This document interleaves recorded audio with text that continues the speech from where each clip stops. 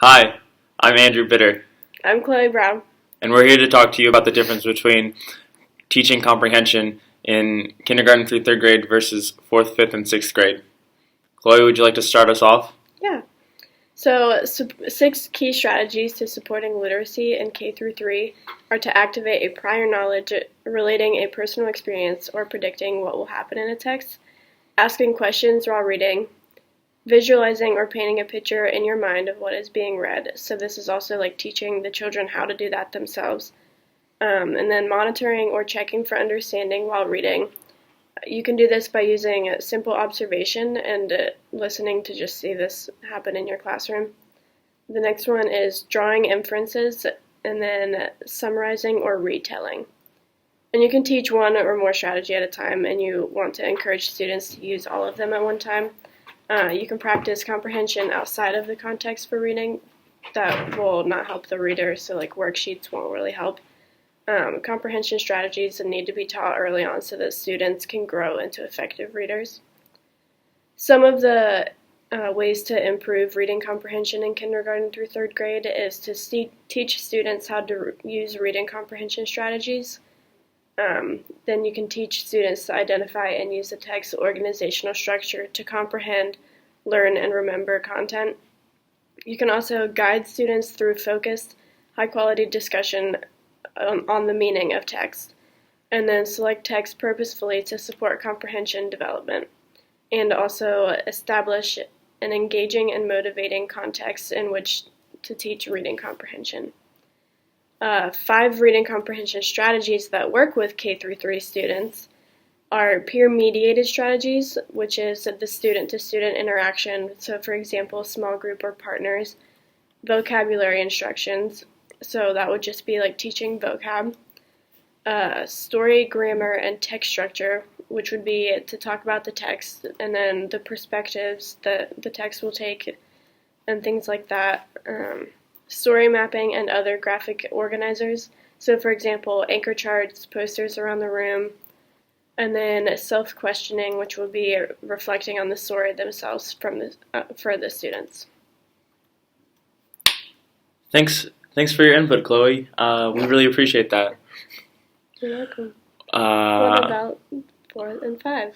well, when you're looking at the fourth, 5, and sixth grade strategies, you see roughly the same thing, but the biggest difference is kids develop more stamina as they get older. So in fourth, fifth, and sixth grade, we see more text, more questions to develop more of a deeper understanding in the text.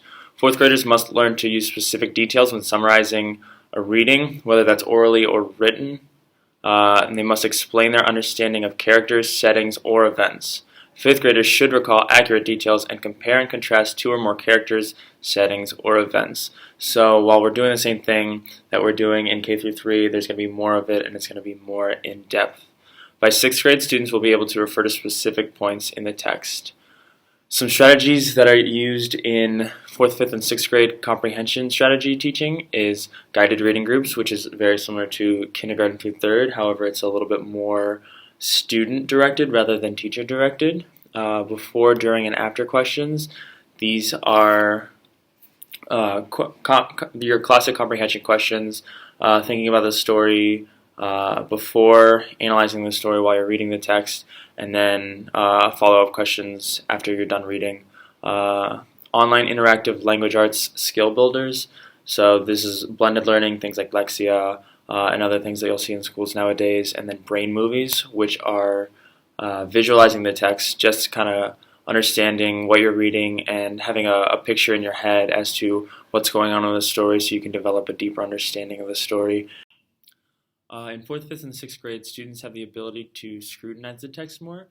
They are going to be using more higher order thinking, and they're going to be understanding the text in a deeper way than they did in kindergarten through third grade. The recognition of craft and structure is tested by fourth grade, and students' ability to explain the major differences between prose, plays, and poems, different types of text, different types of structures.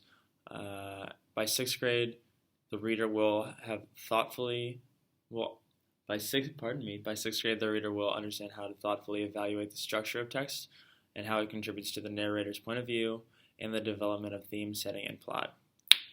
4th and 5th graders use anchor charts to teach strategies, and you can use them for the younger grades as well, but with 4th and 5th grade, you can add more detail and dig a little deeper. Another big part is mentored texts. Class reads a text, and students can apply the same skill that they just read to their own reading, which again is similar to kindergarten through 3rd grade. However, they don't have enough stamina in kindergarten through 3rd grade to kind of maintain the text that we're doing in 4th, 5th, and 6th grade. So now we have some prompts for you and some worksheets to be teaching comprehension, and we'll just show you some examples throughout the grades so you can kind of see the difference. So this one is for kindergarten. The passage is, Fluffy is a cat. She liked to play. Fluffy can jump very high. As you can see, the passage is not very long. There are only right there questions, which is one of the 4 types of questions. It's multiple choice, so there's only remembering, there's no higher order thinking. And this is just getting kids familiar with comprehension and understanding the story, trying to dig a little bit deeper without overwhelming them. You can take it from here, Chloe. This is for 1st grade. So for 1st grade, you see they have a lot longer passage, and they also have multiple choice, which they have right there questions for the multiple choice, but also think and search, so they have to look through the passage itself and look back and think about the question and actually search for it. And this is 2nd grade. So this is obviously a very much longer passage. There's almost a full page of it. And then you have think and search and right there questions and a short answer. So there's, why was Joey dressed like a superhero? You answer it themselves. And then there's also multiple choice. And then more multiple choice on the back. And they are think and search questions and right there questions, and they're multiple choice and written response.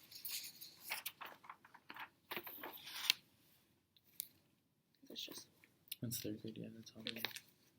Oh, you want me to? Okay. All right.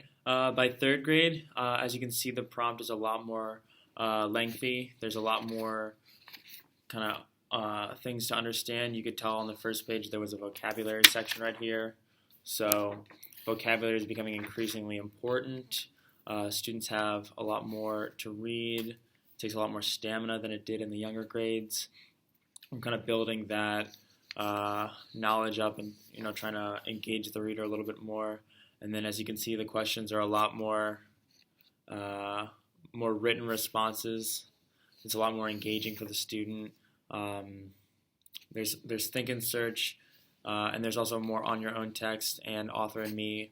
So you're understanding a little bit more about, you're inferring from your own knowledge as well, now that you're getting into the 8 and 9-year-old range. And then there's a lot more written responses and then extended responses as well. We're kind of leaving that multiple choice questions in the back there. You can see that there is a big difference between the 2nd grade and the 3rd grade reading comprehension worksheets.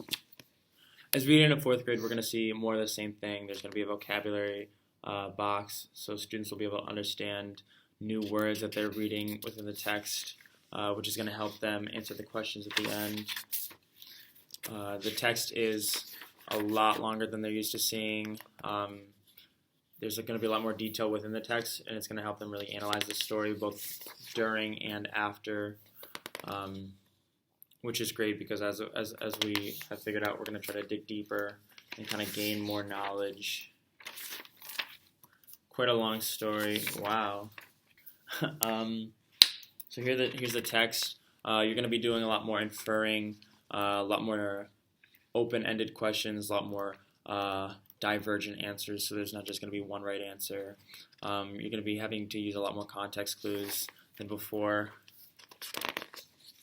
So a lot more just kind of understanding the text and digging deeper, kind of using that higher order thinking, comparing and contrasting, using characters, using plots, comparing different types of texts. So a lot goes into there. And then the 5th grade is much more the same thing. just kind of understanding the text a little deeper and kind of trying to engage the reader in more of a lengthier text to give it a little bit more details. So now at this time we've got some questions for you. And Chloe, would you like to ask a first question? Yes. So the first question is, what is a major difference in comprehension between K through 3 and 4 through 6? So at this time you can pause the video and answer the questions with that smart person sitting next to you. What's the second question, Andrew? The second question would be, how do you think you can support the transition between K through 3 and 4, 5, 6? You can go ahead and pause the video now and answer this question. And the third question, do you want to read it? Yeah. Is there really a best way to teach comprehension? Thank you. We hope that you learned a little bit about teaching comprehension within grades kindergarten through 6 at this time. Thanks. Bye. Bye.